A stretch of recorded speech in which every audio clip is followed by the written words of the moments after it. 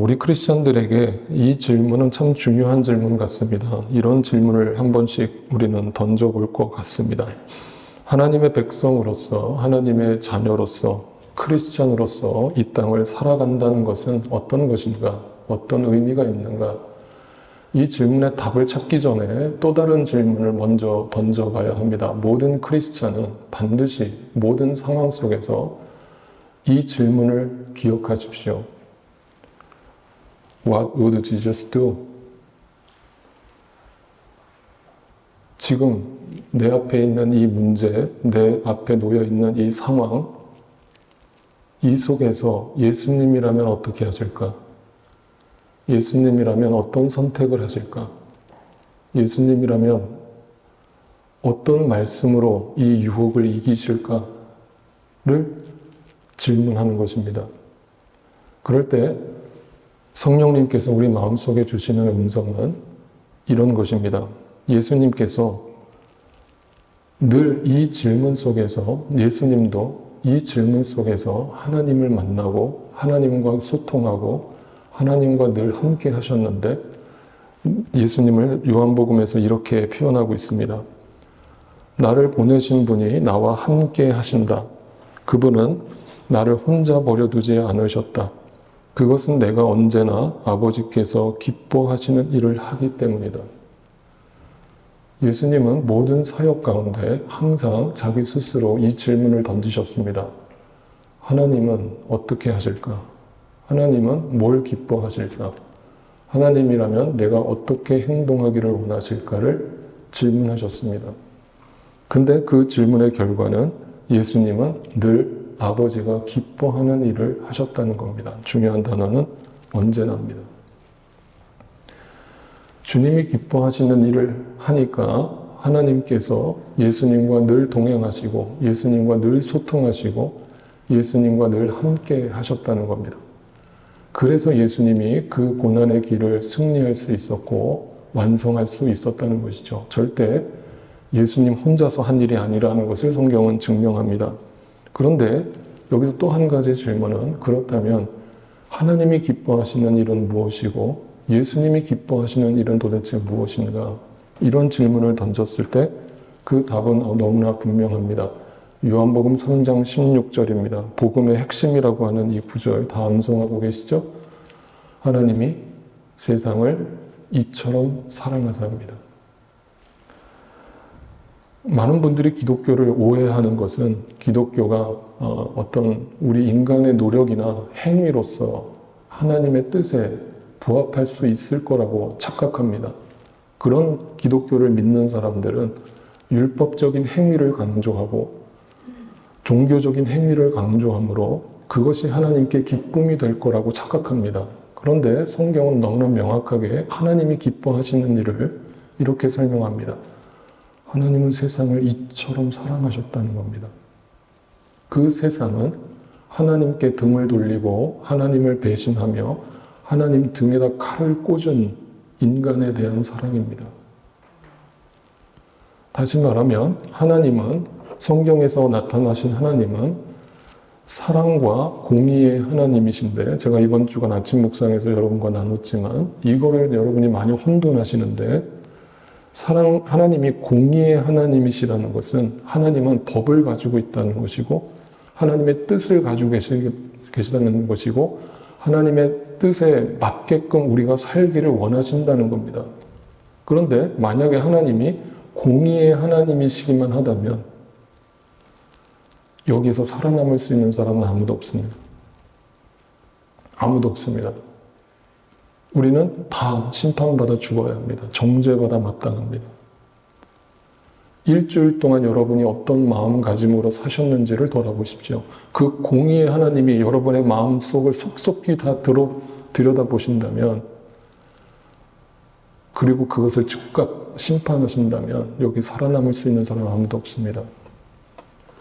그 공의의 하나님은 사랑의 하나님으로 나타나십니다. 그리고 그 공의의 잣대로, 율법의 잣대로 우리를 들여다봤을 때 nothing. 아무리 눈 씻고 찾아봐도 선이라는 것은 찾아볼 수 없고 근본적으로 악한 존재, 근본적으로 이기적인 존재, 근본적으로 나의 욕심으로 가득한 존재, 겉으로는 선한 척하고 겉으로는 깨끗한 척하지만 결정적인 순간에 내 이익을 앞세우는 존재. 그 나를 아시는 하나님께서 나를 정죄하지 않으시고 사랑의 하나님으로 나타나서 이 세상을 이처럼 사랑하사 덮어버리신 거예요. 가죽옷을 지어주신 거예요. 방주를 지어준 겁니다.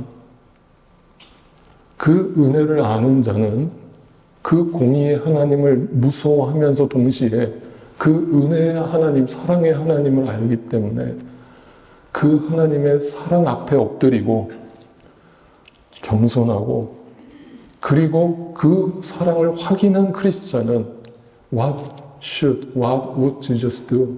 지저스가 예수님이 나에게 뭘 원하시는가? 사랑.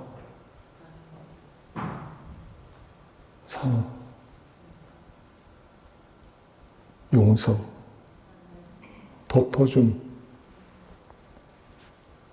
이 세상이 공의가 바로 서지 않아서 이렇게 혼탁하고 어지러운 것이 아니라 사랑에 목말라서, 진짜 사랑에 목말라서 이라고 성경은 선언하는 것입니다. 이것이 하나님이 기뻐하시는 일이라는 겁니다. 그러면서 예수님께서 요한복음 8장 31절에서 이것을 아는 너희가 나의 참 제자가 될 거라고 선언하시는데, 너희가 진짜 내 제자가 되고 싶으냐? 그러면 종교적인 열심 따위로 내 제자가 될 수 있을 거라는 착각은 애시당초 집어 던져버려. 불가능해. 너의 의로는 절대 나에게 올 수 없어. 너희가 진짜 내 제자가 되기를 원한다면 첫 번째, 나의 말에 머물러라. 여기서 머물러라고 하는 이 헬라어 단어가 내조라고 하는 단어로 썼는데 이것은 일시적인 머무름을 말하지 않습니다. 지속적인 머무름을 뜻합니다. 마치 가지가 포도나무에 항상 붙어 있듯이 우리는 하나님 안에, 말씀 안에 거해야 하는데, 우리가 예수님이 여기서 참 제자라고 말씀하시는 이유는 가짜 제자들이 많다는 뜻이고, 가짜 제자들은 자기 힘으로 자기가 열매를 맺을 수 있다라고 착각하면서 하나님 안에 거하는 일을 소홀히 여기거나 귀찮게 여긴다는 것을 의미합니다. 그리고서 구체적으로 그 예수의 말씀 안에 계속 거하는 자는 진리를 알게 될 거라고 말합니다. 진리라는 것을 알게 될 때 어떤 결과가 주어지느냐? 자유함이 온다는 것입니다. 그 자유함은 단지 육체적 자유를 말하는 것이 절대 아닙니다. 여러분, 인간의 역사를 한번 돌이켜 보십시오. 인간의 모든 역사는 사실상 이 자유에 대한 갈망의 역사라고 할 수 있습니다. 이스라엘의 출애굽 400년 노예 생활을 끝내고 하나님 앞에 그 해방을 기도했던 것과 마찬가지로 미국에도 노예 해방 운동이 있었고 우리나라도 37년간 일제강점기에 대한 간절한 해방이 있었고 해방에 대한 갈망이 있었습니다. 인간의 역사는 끊임없이 자유에 대한 갈망입니다. 그리고 우리는 스스로 생각합니다. 이 정도면 우리는 자유하다. 이 정도면 우리는 자유를 누리고 있다. 정말 그렇습니까? 그 자유가 근본적인 자유를 물었을 때 성경에서 말하는 이 자유는 육체적 자유가 아니라 우리 영혼의 자유를 말하는 것이죠. 영혼의 자유라는 말은 이런 뜻입니다. 결정적인 순간에 인간은 외롭습니다. 결정적인 순간에 인간은 공허합니다. 어지럽습니다. 혼란스럽습니다. 허무합니다. 그 허무함이 자유라고 생각하실지 모르겠지만 그 허무함은 또 다른 욕망을 낳고 또 다른 눈에 보이는 것을 추구하며 아닌 척 하면서 살게 되어 있습니다. 이 말을 알아듣는 분들은 알아들으시라 생각합니다. 말이 좀 어렵습니다. 그러나 그 공허함과 진실되게 마주한 자는 그 공허함이 내 안에서 스스로 해결되어질 수 없다는 것을 분명히 알고 그 진리 안에 계속 거하면서 진리가 주시는 자유함을 찾습니다. 그리고 그 자유를 만끽합니다. 그런데 이 말씀을 처음으로 예수님이 뱉으실 때 이 말씀을 듣고 있던 유대인들, 당시 하나님을 믿고 있다라고 하는 백성들은 이 예수님의 말씀을 이렇게 이해합니다. 다음 구절 33절입니다. 그들은 예수께 말하였다. 우리는 아브라함의 자손이라 아무에게도 종노릇 한 일이 없는데 당신은 어찌하여 우리가 자유롭게 될 것이라고 말합니까?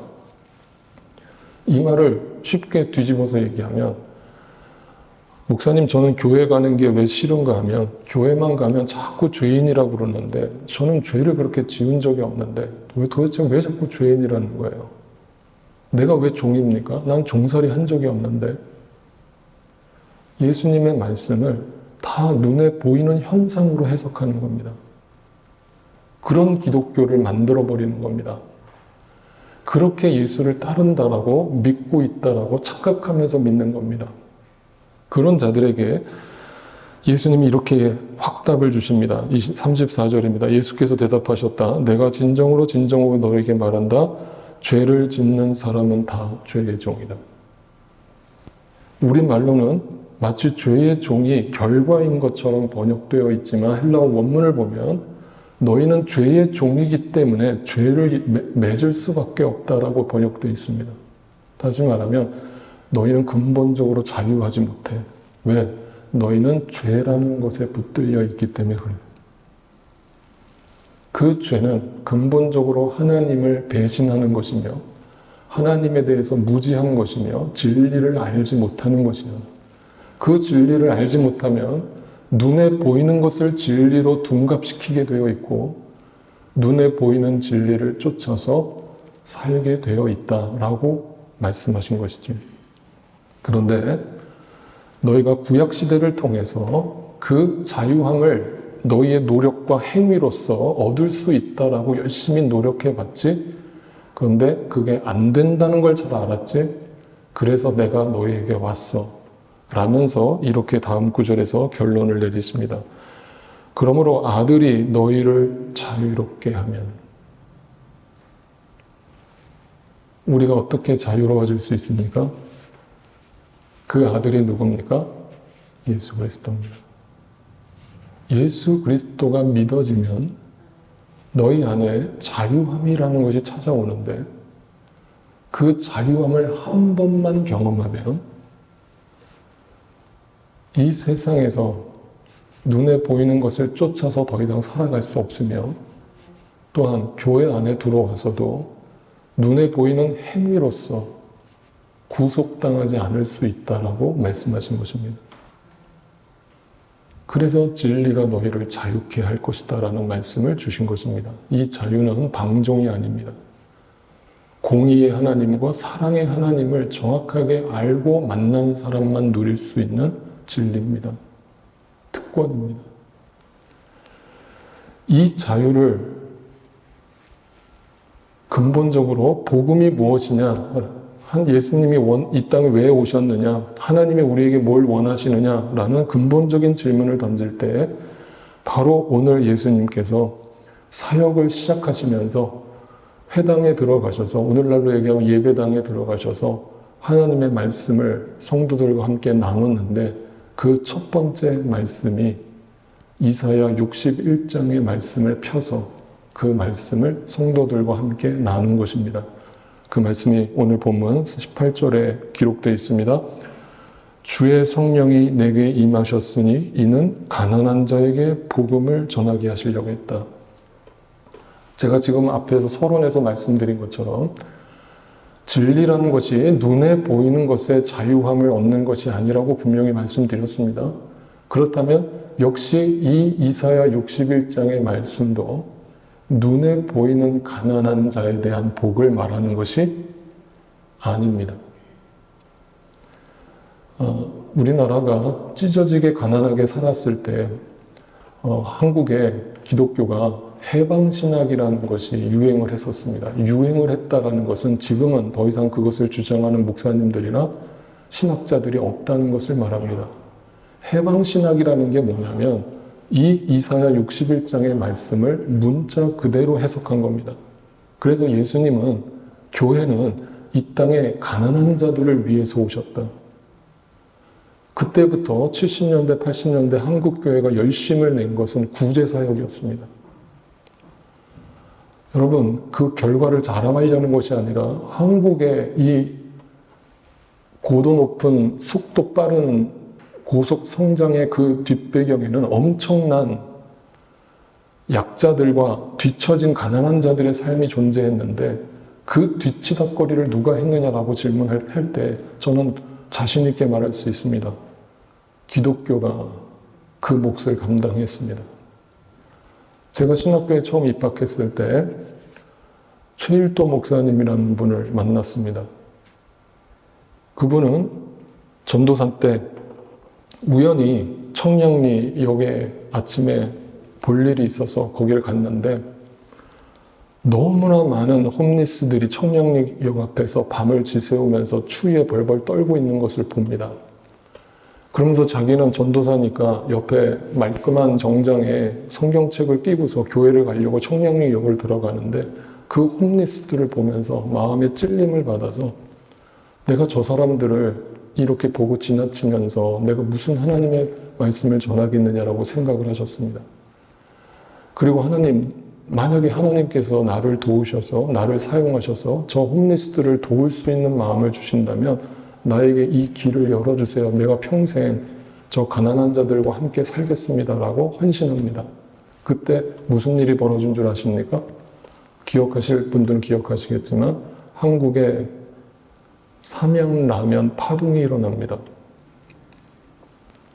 그러면서 삼양라면이 공장에 적재해놨던 모든 삼양라면을 폐기 처분하라는 법적 명령이 떨어집니다. 그 소식을 듣자마자 최일도 목사님이 삼양라면 공장을 쫓아갑니다. 그 라면 나에게 주십시오. 버리지 마십시오. 내가 유용하게 쓰겠습니다. 사실 삼양라면 파동을 아시다시피 그 음식 자체에는 큰 문제가 없었습니다. 이건 정치적인 문제였다는 것은 나중에 밝혀졌죠. 그로 인해서 최일도 목사님은 공장에 있던 삼양라면 박스를 무료로 가지고 와서 트럭으로 실어와서 그것을 청량리에 있던 홈리스들에게 라면을 끓여주는 사역을 시작함으로 해서 오늘날 다일 공동체라고 하는 구제 사역의 선구자와 같은 일을 감당해낸 것입니다. 그 일 자체는 정말 귀한 사역이고 하나님께서 축복하신 것입니다. 그런데 최일도 목사님이 저한테 그런 얘기를 하십니다. 제가 그때 신학생이었을 때 유전도사, 나는 이 가난한 자들과 평생을 살겠다고 하나님께 헌신했지만 내가 만난 하나님은 절대 이게 다가 아니라는 걸 나도 알아. 나는 이들에게 밥을 제공하면서 동시에 진짜 가난함에 대해서 알려주고 싶어.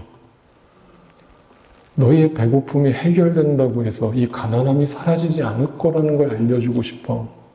나는 이것을 위해서 평생 사역하고 싶어. 라는 얘기를 하셨을 때 제 마음에 큰 감동이 됐습니다. 그때 최일도 목사님 말씀하신 그것은 지극히 성경적인 말씀이었죠. 성경에서 말하는 가난함은 예수님께서 산상수훈 첫 번째 팔복에서 이렇게 말씀하신 것으로 증명됩니다. 그 가난함은 단지 경제적 가난함만을 말하는 것이 아니라 심령의 가난함을 말합니다. 부자나 가난한 자나 근본적으로 심령이 가난하여 진리를 알지 못하여 자유함을 누리지 못하고 공허하고 허무하며 무가치하다고 자기 인생을 덧없이 살아가고 있는 사람들이 얼마나 많이 있는가를 바라보면서 이 예수님의 말씀은 복음으로서 우리에게 들려지고 있는 것입니다. 심령이 가난한 자에게 자유함을 주시기 위해서 예수님이 오셨다는 것이죠. 두 번째, 포로된 자에게 자유를 주시기 위해서 오셨다라고 선포하십니다. 그렇다면 첫 번째 그 가난함도 단지 육체적 배고픔이 아니라면 이 포로된다는 것도 단지 육체적으로 감옥에 갇혀 있는 자들을 말하는 것이 아닐 겁니다. 이 포로된 자는 어떤 의미가 있겠습니까? 역시 내 심령에 포로된 자입니다. 누구에게 포로가 됐습니까? 죄의 종이 되어 있습니다. 죄에게 사로잡혀 있습니다. 이것도 역시 제가 여러 번 말씀드렸습니다만 로마서 7장에 가보면 사도 바울이라고 하는 사람이 기독교 2000년 역사에서 가장 위대한 사도로 일컬어지는 사도 바울이 너무나 솔직한 고백을 하나님 앞에, 성도들 앞에 고백합니다. 어떤 고백입니까? 이 고백입니다. 나는 내가 원하는 선한 일은 하지 않고 도리어 원하지 않는 악한 일을 합니다. 내가 해서는 안 되는 것을 하면 그것을 하는 것은 내가 아니라 내 속에 자리 잡고 있는 죄입니다. 나는 속사람으로는 하나님의 법을 즐거워하나 그 내 지체에는 다른 법이 있어서 내 마음의 법과 맞서서 싸우며 내 지체에 있는 죄의 법에 나를 포로로 만드는 것을 봅니다. 포로된 자에게 자유를 말씀하신 이유가 명확하게 설명됩니다. 근본적으로 나라는 존재, 인간이라고 하는 존재는 잠시만 방심하면 아닙니다. 방심도 아닙니다. 그냥 우리의 일상은 죄의 포로된 자로 살아가는 겁니다. 뭘 해야지 하나님이 기뻐하실 거라는 걸 머리로는 알지만 입술로는 고백하지만 내 다리는 움직이지 않고 내 팔은 움직이지 않아요. 이게 죄의 종이 된 상태, 죄의 포로된 상태. 그 상태로 내 안에서 어떤 죄책감 같은 것들이 날마다 형성되는데 주님 제가 이거밖에 안 되는군요 라는 것을 고백하는데 제가 다시 말씀드립니다. 여러분 그게 정상입니다.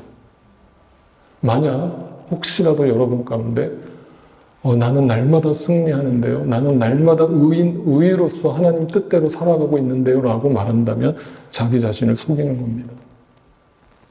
여러분 우리는 날마다 무너집니다. 분명히 이것이 하나님의 뜻이라는 걸 압니다.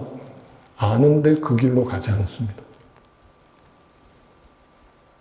이렇게 하나님 앞에 나와서 주일날 아까운 시간을 투자해서 예배를 드리고 하나님의 말씀을 듣고서도 이 예배당을 나서는 순간 까마득히 하나님의 말씀을 잊어버립니다. 그리고 여전히 내가 살던 루틴대로 살아갑니다. 이 세상의 욕망과 눈의 욕망과 이 세상 살림에 대한 자랑을 늘어놓으면서 살아갑니다. 그걸 부러워하면서 살아갑니다. 그리고 거기서 행복을 찾으려고 합니다. 그러다 실망합니다. 그러다 상처받습니다. 그리고 또 후회합니다. 그리고 잠시 후회하고 잠시 눈물을 흘리고 또다시 그 길로 돌아갑니다. 다람쥐 쳇바퀴에 돌듯이 우리는 끊임없이 죄의 포로가 되어서 살아갑니다.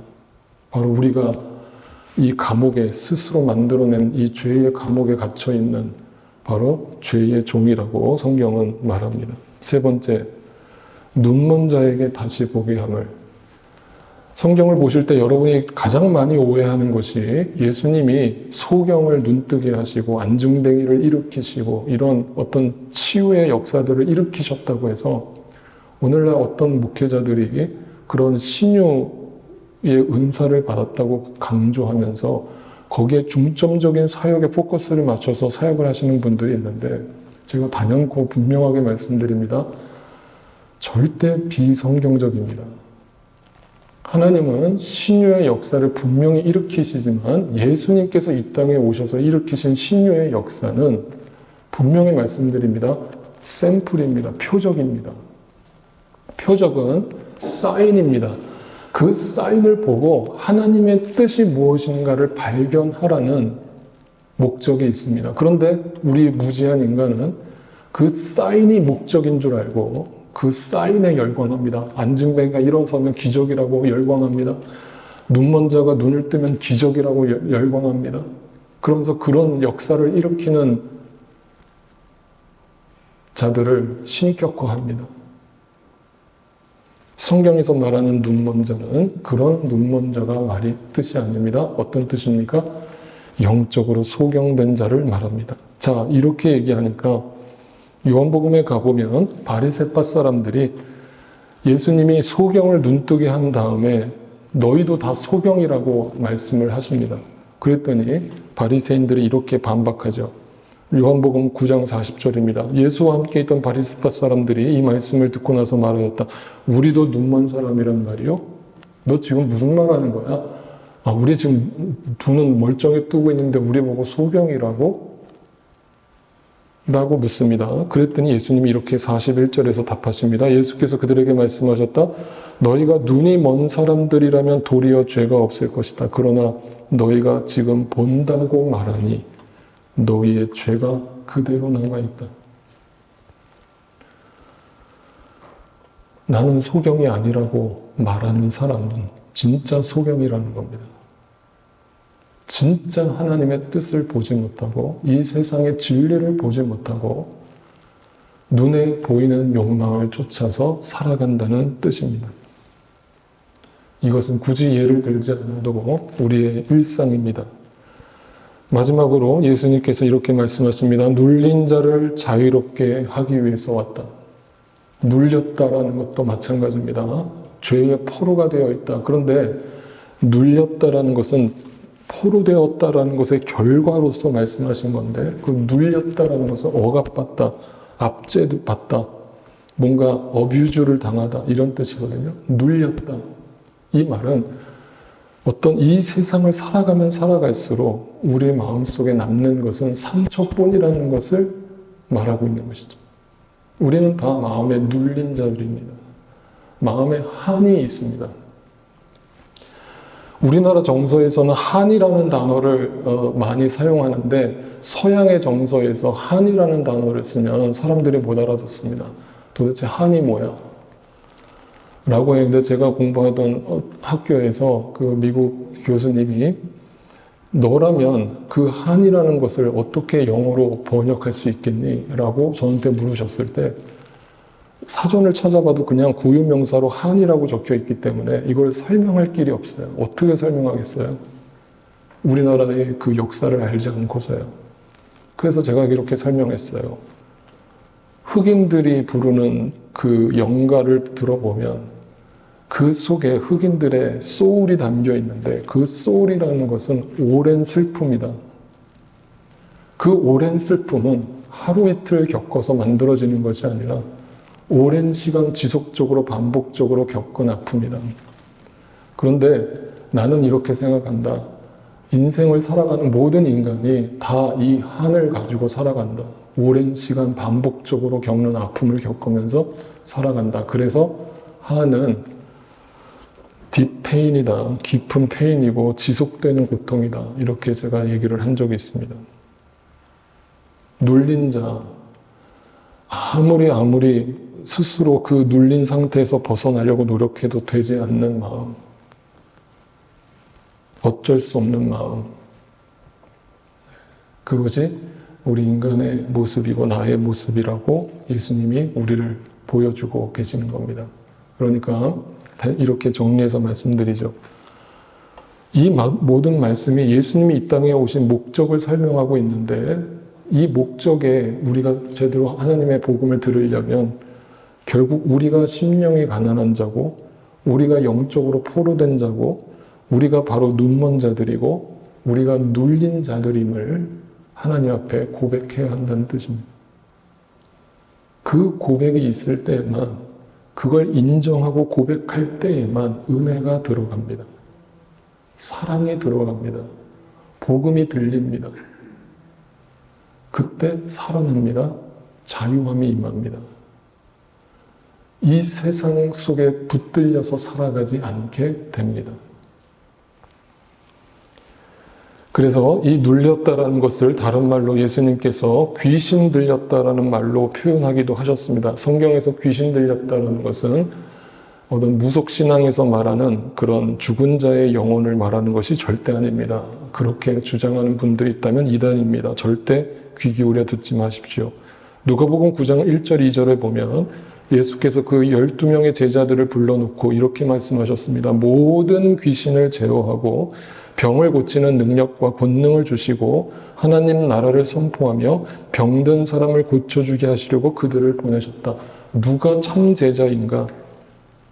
내가 먼저 하나님 앞에 치유를 받고 내 눌린 상처가 치유받고 회복되는 것을 경험한 자는 그대로 머물러 있지 않고 이 세상에 눌려있는 자들에게 다가가서 그들의 마음을 치유하는 사역에 쓰임받게 된다는 것을 말합니다. 이것을 한마디로 헨리 나우엔이 고백한 상처 입은 치유자, wounded healer. 우리가 다 상처투성이 눌린 자들이었지만 내가 하나님 앞에서 치유받고 나서 이제는 나와 같이 눌려있는 자들을 그냥 지나치지 못하고 그들을 위해서 나의 일생을 바치는 것이 제자의 삶이라는 것을 예수님께서 말씀하신 것입니다. 마지막, 은혜의 해를 전파하게 하려 하십니다. 은혜의 해라는 것은 희년을 의미합니다. 구약 성경을 아시는 분들은 아시겠지만 성경에는 희년이라는 제도가 있었습니다. 50년에 한 번씩 모든 토지의 소유를 원래 주인에게 돌려주었고 모든 종들을 풀어줬습니다. 말 그대로 희년이 오면 모든 자들에게 기쁜 소식이었습니다. 그것이 성경에서, 신약 성경에서 은혜의 해라고 번역된 것이죠. 여러분, 성경이 가짜라고 생각하시는 분들은 다시 한 번만 성경을 제대로 읽어보십시오. 지금도 어떤 자유민주주의가 제대로 정착된 나라에서도 한 번도 실현된 바 없는 희년이라는 제도, 모든 노예제도를 폐지하고 모든 갇힌 자, 억눌린 자, 포로된 자들을 자유케 하는 그 법이 성경에 존재했다라는 것이 얼마나 놀라운 사실입니까? 지금부터 수천 년 전에 하나님께서 그 법을 직접 제정하시고 그 법대로 이스라엘 백성들을 살게 하셨습니다. 그러니까 여러분이 만약 그 시대에 노예였다고 한번 상상해 보십시오. 어떤 날을 기다리겠습니까? 어떤 날을 기다리겠습니까? 은혜의 해를 기다리는 겁니다. 그 은혜의 해를 신약 성경적으로 풀어드리면 예수 그리스도를 만나는 날이고 그 예수 그리스도를 통해 진리를 알게 되는 날이며 진리를 알게 되면 진리 안에서 자유함을 누리게 되는 날입니다. 그 날이 우리에게 구원의 날이고 은혜의 날입니다. 모든 죄의 속박으로부터 자유함을 누리게 되는 겁니다. 정리합니다. 예수님이 왜 사역을 시작하시면서 회당에서 가장 먼저 이사야 61장 말씀을 펴시고 읽으셨는가? 예수님이 이 땅에 오신 목적, 내가 십자가에 죽어야 되는 이유, 그리고 너희가 나를 따른다면 너희도 이렇게 살아야 한다는 것을 우리에게 가르쳐 주시기 위함입니다. 자, 우리는 고사하고 이 말씀을 처음으로 들었던 예수님의 제자들, 예수님을 만났던 하나님의 백성들은 과연 이 말씀대로 살았을까? 베드로는 예수님의 12제자 중에 한 사람이었습니다. 아시다시피 베드로는 예수님의 수제자였음에도 불구하고 예수님이 십자가에 붙잡히시기 바로 전날 밤 닭이 3번 울기 전에 예수님을 완전히 부인하고 예수님을 배신했습니다. 그런 베드로에게 부활하신 예수님께서 다시 찾아오셔서 네가 나를 사랑하느냐라는 질문을 반복해서 3번 던지신 후에 베드로의 사랑의 마음을 확인하신 후에 베드로는 그 부활의 주님과 함께 거듭났습니다. 그리고 오순절날 성령의 체험을 경험한 베드로는 180도 달라졌습니다. 그 달라진 베드로가 담대하게 당시 종교 지도자들과 타락한 정치인들과 이 땅의 모든 죄인들 앞에서 하나님의 말씀을 선포하고 이 이사야 61장의 말씀에 근거한 하나님의 복음을 선포했습니다.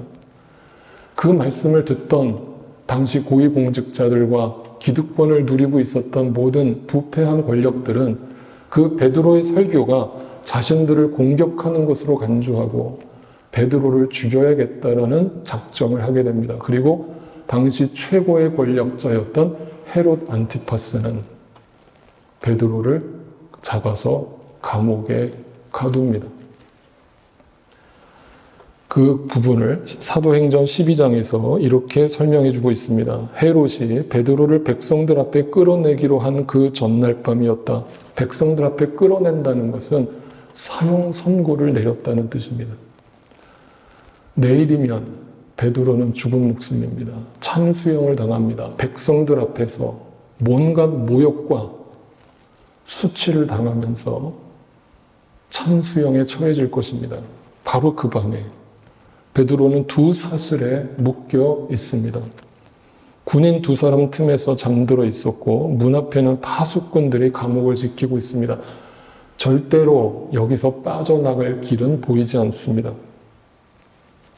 그 상황에 갑자기 주님의 천사가 나타납니다.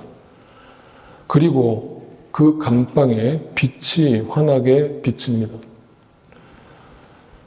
모르시는 분들을 위해서 설명드립니다. 당시 2000년 전의 감옥은 오늘날처럼 환한 감옥이 아니었습니다. 동굴을 개조해서 만든 감옥이었고 중요한 어떤 길목 외에는 횃불 자체가 없었습니다. 그러니까 베드로가 감옥에 갇혀 있었던 그 감옥은 칠흑 같은 어둠밖에는 존재하지 않았습니다. 그 칠흑 같은 어둠 속에 하나님의 빛이 임하셨습니다. 그 빛은 가시적인 빛이 아니라 예수님이 이 땅에 자기를 빛으로 왔다라고 말씀하시는 그 진리의 빛, 생명의 빛을 의미합니다. 그리고 공허하고 혼돈하고 카오스였던 이 세상에 빛이 있으라 하셔서 가장 첫째 날에 빛으로 이 세상에 들어오셨던 그 빛 대신 하나님을 의미합니다. 그 빛은 눈에 보이는 빛이 아닙니다. 그 빛이 베드로의 그 캄캄한 감옥 속의 빛입니다. 그리고 베드로의 옆구리를 쳐서 깨웁니다. 그리고 일어나라고 외칩니다. 그리고 쇠사슬이 두 손목에서 풀려집니다. 성경에는 의미 없이 쓰여진 글이 하나도 없다라고 제가 여러 번 거듭 말씀드렸습니다. 이 장면은 단지 베드로가 기적적으로 감옥에서 빠져나왔다는 것을 얘기하는 것이 아닙니다. 부활하신 예수님을 만나기 전에 베드로였다면 이 감옥 안에서 쇠사슬이 묶여진 채 내일이면 형장의 이슬로 사라질 존재라는 걸 자각하고 있었던 베드로는 인간적으로 벌벌 떨었을 겁니다. 죽음의 공포에 밤을 지샜을 겁니다. 그런데 그 주님의 빛을 본 베드로는 두려워하지 않았고 그 빛 대신 주님은 베드로의 묶여있던 모든 쇠사슬을 끊으시고 그 갇혀있던 감옥을 여심으로 그를 자유케 하셨습니다. 이 사건은 우리에게 어떤 메시지를 전달해 줍니까? 예수 그리스도의 빛, 그 빛 대신 복음이 우리 안에 들려오면 벌어질 일을 우리에게 보여주고 있습니다. 나라는 감옥, 내가 만들어낸 쇠사슬, 죄의 쇠사슬, 절대로 끊어낼 수 없는, 내 노력으로는 절대로 끊어낼 수 없는 이 반복되는 지독한 죄의 유혹. 내 노력으로 끊을 수 없다면 방법은 하나밖에 없다는 걸 가르쳐 줍니다. 그 빛 대신 주님 안에 지속적으로 거하는 것입니다. 그 빛 대신 주님 앞에 엎드리는 겁니다. 항복하는 겁니다. 하나님, 내 힘으로 안 됩니다. 내 힘으로 못 합니다. 나는 쇠사슬에 묶여 있고 감옥에 갇혀 있고 내 앞은 캄캄합니다. 그런데 주님이 나를 만나 주시면, 주님이 나에게 이 진리를 알게 하시면 나를 자유케 하시리라고 분명히 믿습니다. 이 자유를 경험한 자가 하나님이 기뻐하시는 것이 무엇인지를 알고 이 땅에서 그 자유를 선포하면서 그 자유를 누리면서 교회로서 크리스찬으로서 합당하게 살아가게 되는 것입니다. 그래서 오늘 마지막 9절, 20절, 21절은 이렇게 끝이 납니다. 이사야 61장의 성경 책을 덮어 그 맡은 자에게 주시고 앉으시니 회당에 있는 자들이 다 주목하여 보더라. 주목하여 보더라. 관심을 보이더라. 난 지금까지 이런 말씀을 들어본 적도 없고 나는 여전히 눈에 보이는 소경이 자유케 되는 줄 알았고 눈에 보이는 병이 낫는 건 줄 알았고 열심히 율법적인 노력을 하면 내가 그 행위로서 구원받을 줄 알았는데 이런 복음을 선포하는 사람을 들어본 적이 없어 라면서 그 예수님의 말씀에 주목했고 예수님은 그 말씀에 주목하는 자들에게 선언하십니다. 예수께서 그들에게 말씀하실 때 이 글이, 이 말씀이 오늘 너희 귀에 응하였느니라. 이루어졌느니라. 무슨 노력을 했습니까? 내가 무슨 노력을 했습니까? 그 주님이 나에게 오셔서 이 은혜의 해를 선포하신 겁니다. 그 은혜의 해를 선포하신 후에 주님이 우리가 그 빛을 봤다라고 분명히 선언하셨습니다. 그러면서 이사야 9장 1절 2절 말씀이 이렇게 증언하고 있습니다. 어둠 속에서 고통받던 백성에게서 어둠이 거칠 날이 온다. 어둠 속에서 헤매던 백성이 큰 빛을 보았고 죽음의 그림자가 드리운 땅에 사는 사람들에게 빛이 비쳤다. 너희는 그 빛을 봤느냐? 너희는 그 빛을 따르고 있느냐? 너희는 그 빛을 전하고 있느냐? 너희는 자유하냐? 라고 물으시는 겁니다. 이 복음이 던져주는 진정한 자유함을 날마다 누리시는 저와 여러분이 되시기를 주님의 이름으로 축복합니다.